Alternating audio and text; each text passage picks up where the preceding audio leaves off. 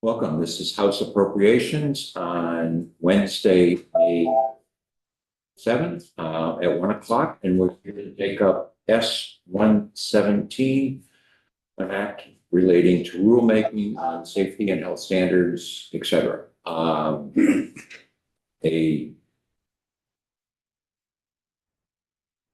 We're here with Sophie. Yeah, the legislative council. I'm sorry, I can't pronounce it. Very good. But welcome, and please share with us what S-117 does. Right, so Sophie Zadani for the Office of Legislative Counsel. Essentially, this bill came about because it was technical corrections requested by the Department of Labor. And again, I'm happy, I guess I would be interested in knowing how much detail you want me to go through, because it's, it's not a short bill, 21 pages. Level is good. Okay. And why is it here? I came because I was put on the agenda. That's fine. Beyond that. How the bill was referred. It went to Ways and Means, and I did a quick walkthrough with them last week, so I'm not sure why. Do you want me to put it up on the screen or just run through it at a high level? Does everybody have it on their? I have it. Okay. Just pinch point issues, are there any pinch points or? All right. So the first 4 sections dealt with expedited rulemaking for the Vermont Occupational Safety and Health Administration. They've now been deleted at the request of the Department of Labor. But originally, the purpose of that was to provide expedited rulemaking because our VOSHA literally takes, copy and pastes the federal rules, and it just seemed an expedited rulemaking process seemed to make sense. There's going to be additional work with the Secretary of State's office on that over the summer. So those sections have come out. Section 5 deals with investigation of complaints of unpaid wages. And again, these, just to reiterate, these are technical corrections for the most part. So this one was just to clarify that the Commissioner of Labor shall go after employers that willfully fail to pay wages that are due, and then clarifies that the employee who didn't receive the wages that they should have received, that they would be entitled to half of the penalty that's awarded against the employer.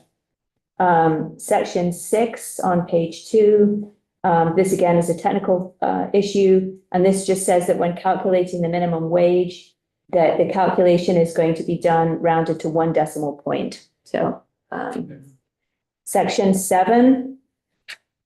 Section 7 came about, this was a request from Senate Economic Development, had a bill in front of them to eliminate the sub-minimum wage for individuals with disabilities. That language in the bill, in the current statute, also covers sub-minimum wage for learners and apprentices. So a question was asked, well, what about these other sub-minimum wages? And the Department of Labor clarified that they were fine with this whole paragraph being removed. It dates back many decades to when it was a goal to, Okay. And you're trying to give us high level. It's section 7. There's 27 sections. Okay, that will get very fast now. Okay. Because section 9 through 16 is simply allowing, once the new unemployment insurance modernization system is up and running, they'll be able to do electronic notices with claimants and employers. So sections 9 through 16 are simply adding into the statute that they can send notices and determinations electronically rather than doing it just by mail. So that was very quick. Section 17 has more meat to it. That essentially is to prevent companies from manipulating the amount of money they pay into the unemployment trust fund. If a company, and this I guess has occurred with out-of-state companies coming in, acquiring a Vermont business, and then dividing the business in such a way as to sort of artificially manipulate what the amount of money they have to pay in to the fund. And so section 17, all the way on page 10, is essentially saying if you do that, you're going to have to put all the employees into one of those corporate entities that you create afterwards. So it's trying to eliminate that as an issue. Section 18 again is technical. This is to do with a calculation. of the highest benefit cost rate on page 11. And the change is to bring Vermont in line with the federal, the way the federal government does that calculation. Apparently Vermont has sort of had its own spin on how it does the calculations. This is just clarifying to make sure Vermont is aligned with the federal government, and apparently it will be beneficial for the state because it enables the state to be able to use more federal data, so it will be beneficial in the long run. Section 19, disregarded earnings, again, purely technical. This just is when you have an individual who's working part-time, you're allowed to disregard a portion of their earnings when they're also getting unemployment. And this provides that you would be rounding down to the nearest dollar, so it would actually be pro-claimant. Again, it's just a technical clarification. Right now it says rounded to the nearest dollar. This just says it will be rounded down to the nearest dollar. Section 20, the short-time compensation program is a federal unemployment compensation program. It was dormant as of July of 2020. It was very manually intensive for the Department of Labor to implement that program.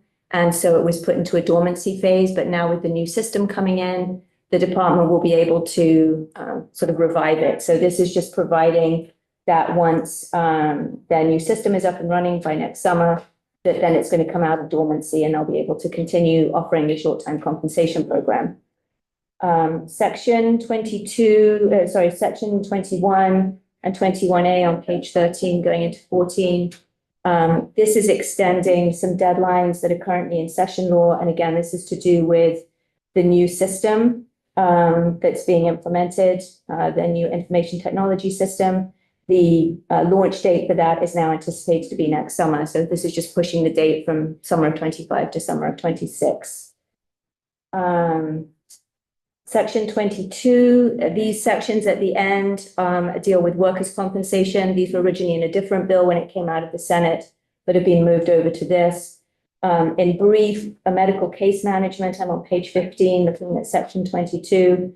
Medical case management already exists right now. It means that when somebody is on workers' compensation, that the carrier can arrange for them to have medical case management. And this is for individuals that have very serious injuries, or if they have comprehension issues, making sure that they understand the treatment options and to help them participate in their care. What section 22 does, as well as 24 and 25, is providing that workers' compensation claimants can now request that as a service. So currently it's the carrier can choose to make medical case management available to workers' compensation claimants. This would allow the claimants or their attorneys to specifically request that. And the language in here is in line with the current provisions around what happens if the carrier says no, what's the appeal process. So that's all to do with the procedures. Hold on. Good question. I did. Okay. Trying to identify in a speed read and a speed presentation.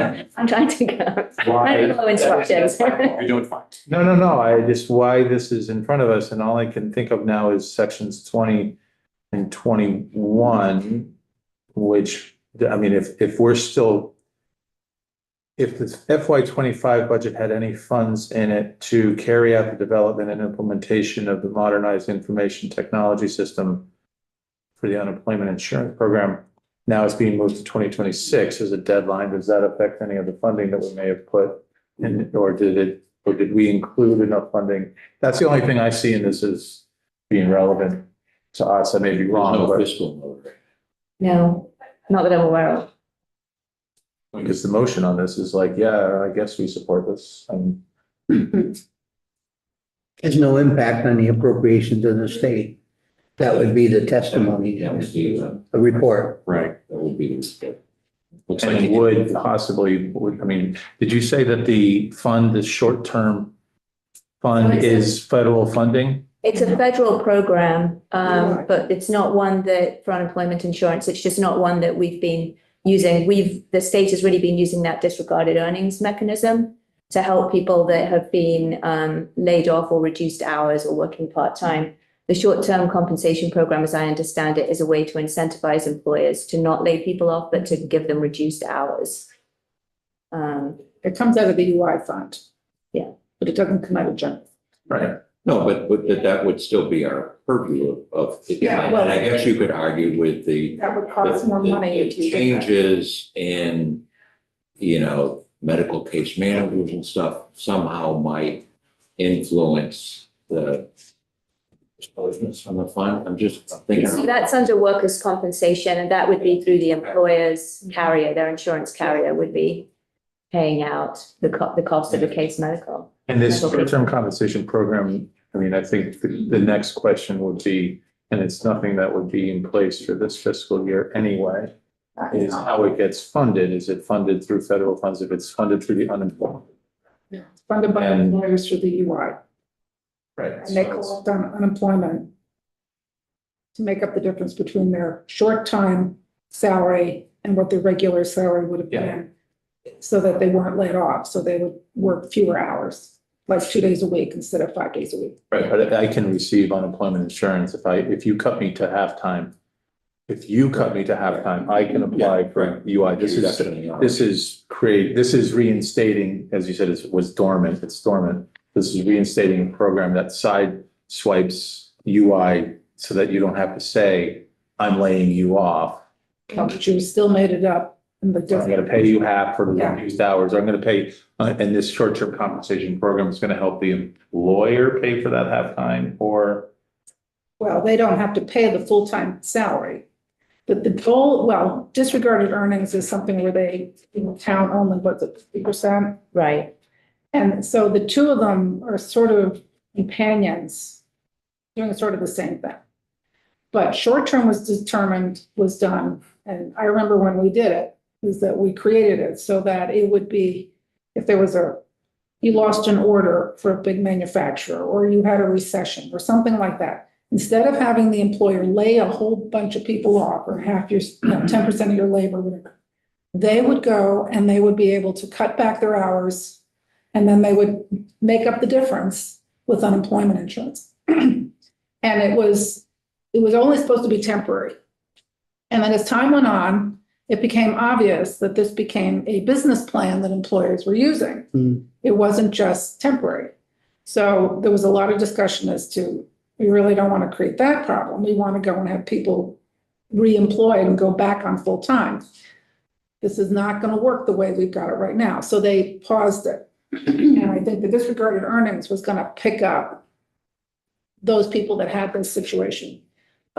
And I'm not sure there were that many people who did it, but it was not easy to do. Now with the new, from what I've talked to Mike Marcotte, he said the new digital, IT is going to make it a lot easier for them to be able, tell me if I'm wrong, Sophie. That's my understanding, is that Yeah, it's just. the new digital thing will make it easier to do this, so you're not doing it by hand, because everything was mostly done by hand. And so they are going to be able to reinstate it whenever this new system comes online. So my understanding is that it's not a program that necessarily is particularly useful in Vermont, but that there can be, if you have these programs that the federal government, Department of Labor has, they sometimes will reward you for having them. So it's kind of sort of in the state's best interest to be able to offer these as another tool in their toolbox, even if it's not something that's necessarily filling a gap here, because I think the disregarded earnings has been used much more than it's this more- program. yeah. Okay, and the only other thing I would say on the appropriation end, I guess if we're allowing digital, theoretically, there could be some potential savings in the future. So, I'm sorry, Sophie, what else do you want to share for this? So one other quick one, section 23 just requires that for this, again, workers' compensation claimants, if they don't speak English fluently, that the employer will provide translation services. And then 25 deals with, there was testimony regarding that sometimes employers are slow to pay out the average weekly wage to workers' compensation claimants. And so section 25 looks at increasing the penalties to make sure to incentivize employers to pay those in a timely fashion. So it's, again, page 19, but 5% If it's on the first payment and it's late, 10% on the second, 15% on the third. And then because the testimony was mixed on that, section 26 asks that basically it's to gather data. So to ask employers to report when they're paying those late fees, and then for the Department of Labor to collect that information for a year and then make a report back in January of 27, so that there's a better sense of exactly how big a problem this is, and then whether or not to either increase the penalties or reduce the penalties, or what action to take, because there was mixed testimony on how the scope of the problem. And that's it. Okay, so this to us from Ways and Means, doesn't look like they made any changes to it. That's correct. And their vote was, I think, 10-0-1. And it's, the bill we have before us is a strike all by House of Commerce, and they voted it up 11-0-0. So, any questions? And I think because this is labor, it might proceed. Yep. Any questions for Sophie? Does anyone like to make a motion? So we would move to favorably report S-117 as amended by. That's what I heard. You got it already. Okay, any other questions or discussion before we clerk can call the roll? Representative Blumenle, Yes. Representative Dickinson, Yes. Representative Harrison, Yes. Representative Konsenska, Yes. Representative LaRoche. Yes. Representative Nigro. Yes. Representative Squirrel, yes. Representative Stevens. Yes. And Representative Gackel. Yes. 902. And Mike, you okay with this? Yep. So you'll need to get an email into the clerk's office. Couple minutes also. Sounds great. Thank you. We didn't need to put you on. That's fine. It's just like Zoom 1.5, that's right. I just, yeah, I mean, I've got several of them, so it's kind of just, as long as I know which bill I'm on, I'm good.